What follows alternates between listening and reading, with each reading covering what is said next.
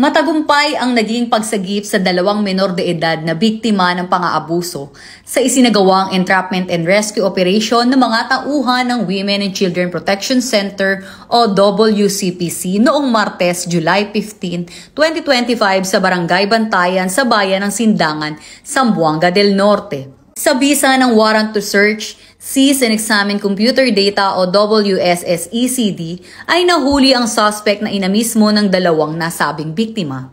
Ito ay nagbebenta ng malalaswang larawan at videos online kapalit ng pera. Sa patnubay ni Police Brigadier General Maria Sheila T. Portento, tumatayong hepe ng WCPC, kasama ang mga operatiba ng Mindanao Field Unit nito sa pangunguna ni Police Colonel Mario M. Baqueran Jr., ay agad na nagsagawa ng investigasyon sa naturang impormasyon na nagresulta sa matagumpay na pagkakahuli ng suspect at pagka-rescue ng nasabing mga biktima. Samantala, kasama sa mga nakuhang ebidensya ang mga gadgets na positibong naglalaman ng mga malalaswang larawan at videos ng mga menor de edad na ginagamit sa pagbebenta ng mga ito sa mga foreigner para pagkakitaan. Nasa kustudiya na ngayon ng Sindangan Municipal Police Station ang naturang suspect, habang nasa pangangalaga naman ng MSWDO ang mga nasagip na biktima para mabigyan ng tamang assessment at pagsusuri.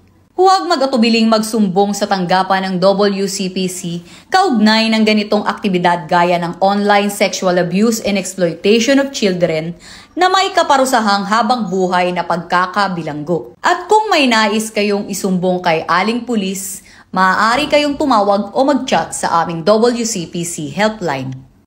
Mula sa PNP Women and Children Protection Center, ako ang inyong PNN Correspondent Patrol Woman Sana Rose Luna, alagad ng batas, tagataguyod ng Balitang Pulis.